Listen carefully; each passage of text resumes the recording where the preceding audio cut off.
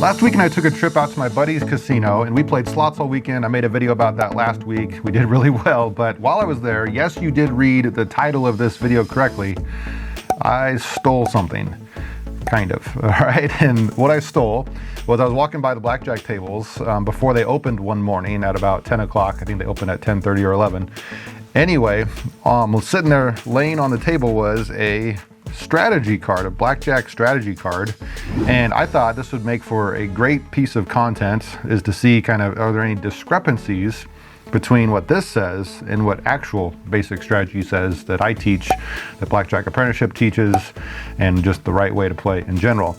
And there are a couple of differences here, and the biggest difference is that this chart is for an S17 game. S17 meaning that the dealer, kind of like my table says, the dealer should stand on all 17s.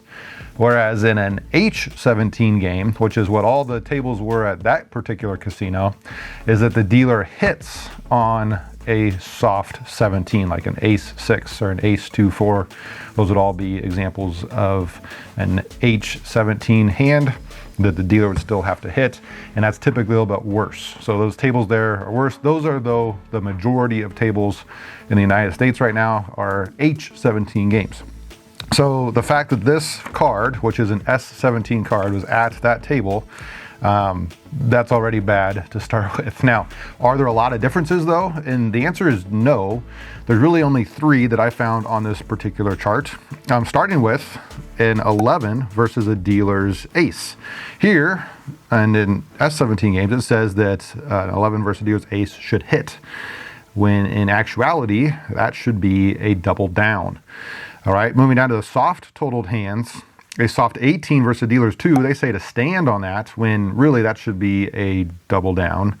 And the next row below that, a soft 19 versus a dealer's 6, they say that's a stand, and again, that should be a double down. So why are there those differences, and what can we do about it? And if you've been around this channel for any length of time, you've probably heard me talk about my basic strategy flashcards as well as my deviation flashcards, and I have those 3 hands kind of on top of each for us, and I'll explain sort of why we do some things sometimes and other things other times, depending on the game and the count and things like that. But first off, let's look at my basic strategy flashcards. I do sell these, they're in the description below if you're interested. But anyway, those 3 hands, here they are. We have a soft 19 versus dealer's 6, a soft 18 versus dealer's 2, and then an 11 versus a dealer's ace. Now in all of those, we should double down. You'll see in nice big letters in the middle there.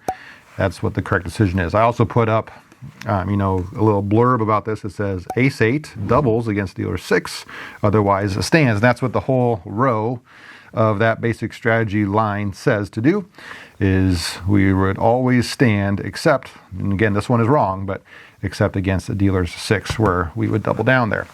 Okay, now why are there those differences though between those 2 games, and how can we know that? And the answer is by learning the deviation. So if you've learned how to count cards, then you'll know that at those particular hands, and specifically these 3, it's a very, very close decision between doubling down and standing, or doubling down and hitting, like the 11 versus the dealer's ace.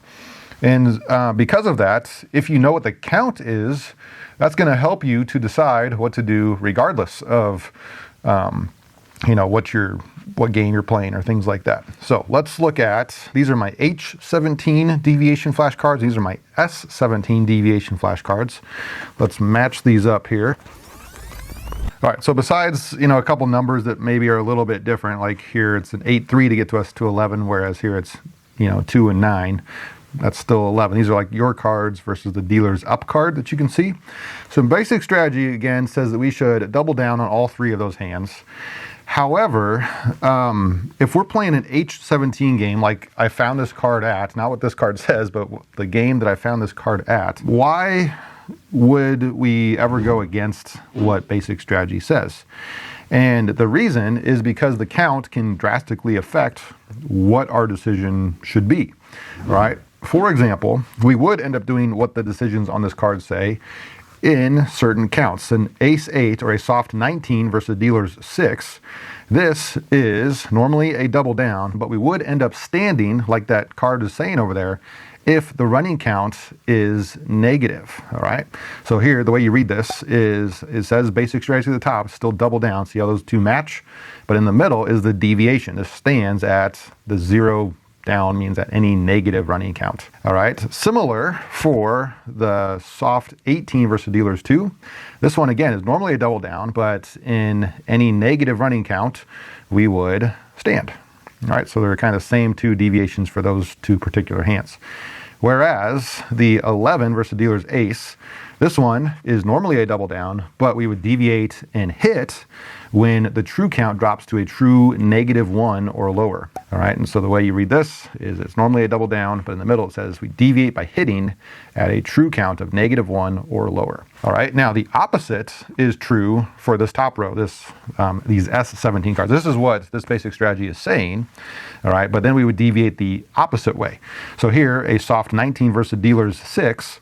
This one, according to this is what this basic strategy card is saying now, this would be a stand, but when is it okay to double? And it turns out at a true count of +1 or higher.